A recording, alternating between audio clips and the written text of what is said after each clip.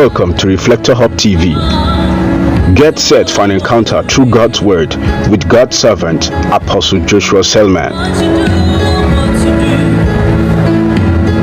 Notice how many things happen in the Bible at midnight. At midnight. At midnight. At midnight.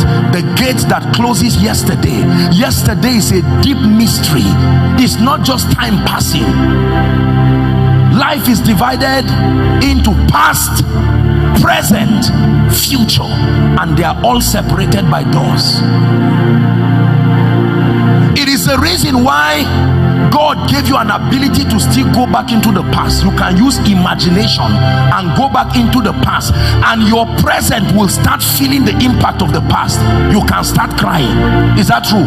You can watch a movie that was acted 10 years ago and get emotional. Now the emotion of 10 years ago appears in your today, and physical tears start coming out.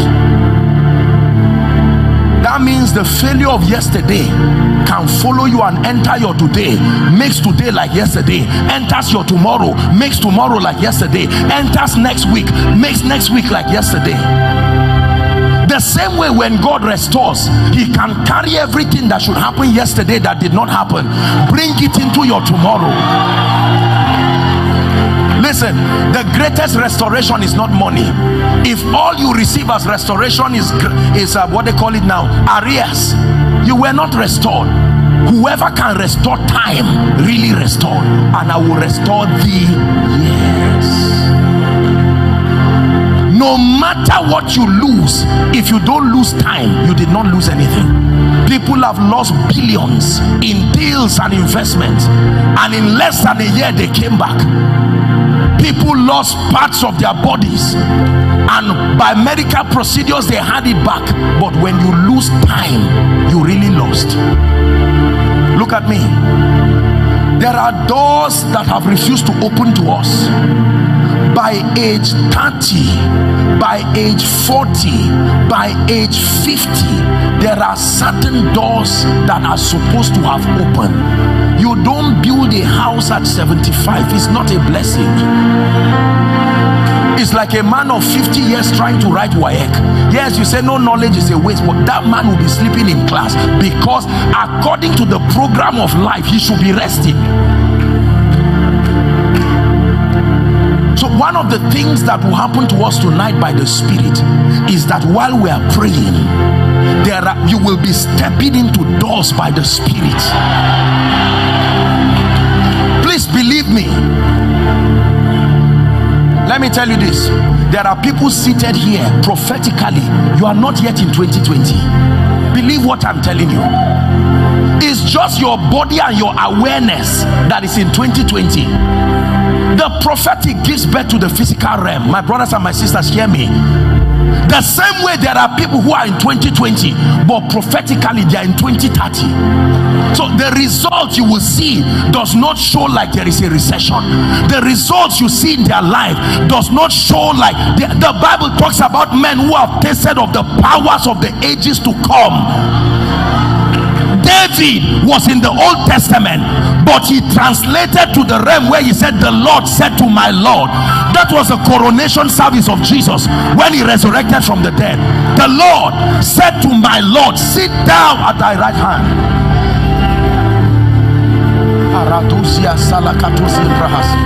Listen, that means a man can be 24 and your favor can be that of a 60-year-old man, because you found a way of opening doors, and you say, I need to catch up. My father could not open that door.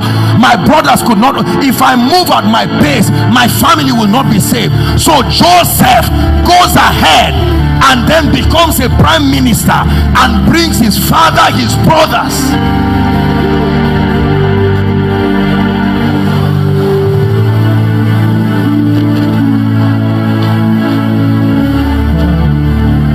Isaiah 61. We're about to pray. Verse 1.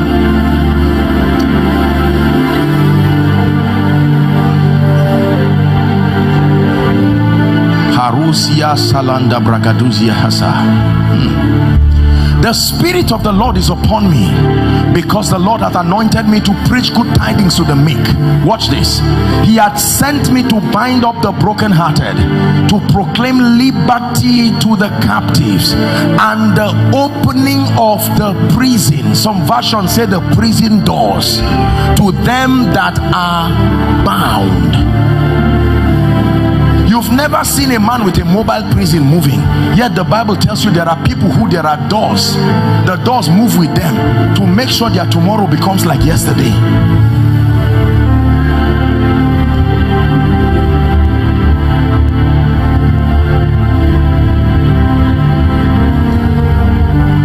I made up my mind that in my lifetime, every door that must be open. Listen, many of us here, men of God, we must be angry in this conference and say, Lord, there are doors that must open. There are doors of ministry, there are doors of favor. Listen, watch this. If it is true that God gave you the project, then there must be someone who has been planted in that your today to make sure that project is easy. If you are struggling, the project is in tomorrow, but you are in yesterday, there will need to be a system where that door opens up so that you come into it. Listen, if you are, watch this, let's assume that you are in the living room and I'm in the kitchen. If I say come and carry your food, you don't pick it from the parlor. You have to leave there to come where it is and pick it up. Are we together now?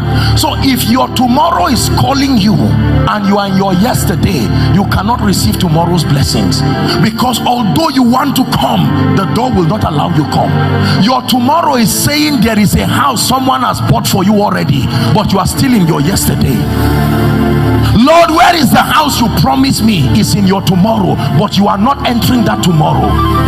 You may be growing older and yet your dreams will never change. In your dream you'll be seeing that you are in your house already. I hope you understand what I've taught tonight.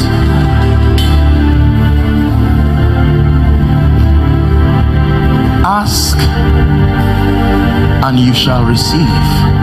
Seek and you shall find. But when you find out that my life is stagnated, there's retrogression, nobody desires to come and invest into my life and my growth. No.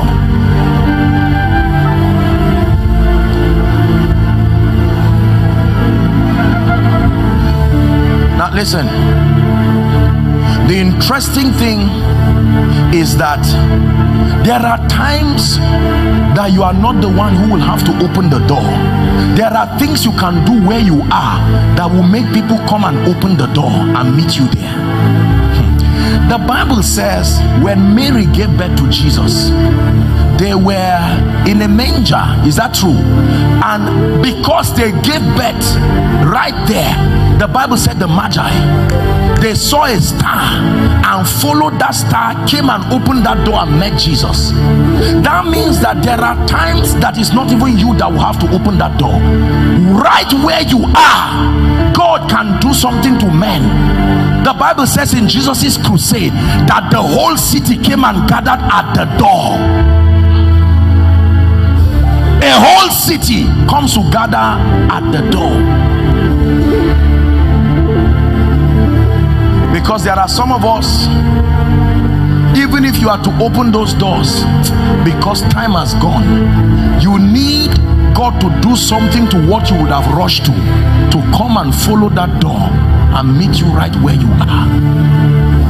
We are going to pray some serious prayer tonight, and I plead with you in the name of Jesus, the Son of the living God, that when it is time to pray, please give yourself and your destiny the full concentration and pray some doors to be open, and pray other things to open that door and meet you, that by tomorrow before the vigil you will return with testimonies and say, sir, in 24 hours. You'll be mightily blessed by this video content, the message you've just watched.